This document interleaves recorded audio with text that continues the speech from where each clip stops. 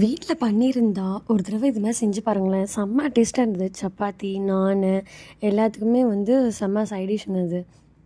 குட்டி குட்டி க்யூப்ஸா கட் பண்ணி எண்ணெயில பொரிச்சு எடுத்துக்கிட்டேன். ரொம்ப பொரிச்சிராதீங்க.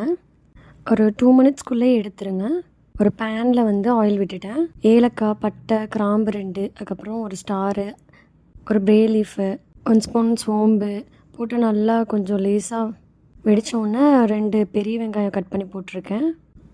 கல் உப்பு 1 ஸ்பூன் போட்டிருக்கேன். இஞ்சி பூண்டு பேஸ்ட் 1 ஸ்பூன் போட்டு நல்லா வதக்கிட்டு 2 தக்காளி போட்டு அரைச்சி ஊற்றிட்டேன். 1 cup கேர்டில் chilli powder, turmeric, garam masala, சீரகத்தூள் போட்டு நல்லா மிக்ஸ் பண்ணி எடுத்துட்டேன். இந்த கன்சிஸ்டன்சியில் இருக்கணும்.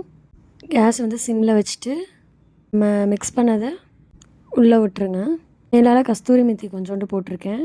ஒரு 5 to 10 மினிட்ஸ் சிம்லேயே வச்சு நல்லா ஆயில் பிரிஞ்சு வந்தோன்னே தண்ணி கொஞ்சோண்டு விட்டுட்டேன். அதுக்கப்புறம் நம்ம பன்னீர் வதக்கி வச்சுருந்தோம் இல்லையா, அதை போட்டு மிக்ஸ் பண்ணிவிட்டு ஒரு 5 மினிட்ஸ் மட்டும் சிம்மில் வச்சு இறக்கிட்டிங்கன்னா கொத்தமல்லி கொஞ்சம் மேலால் தூவிக்கோங்க. சப்பாத்தி, நான்க்கு செம்ம சைட் டிஷ் ரெடி. எப்படி இருக்குன்னு செஞ்சு பார்த்துட்டு சொல்லுங்கள்.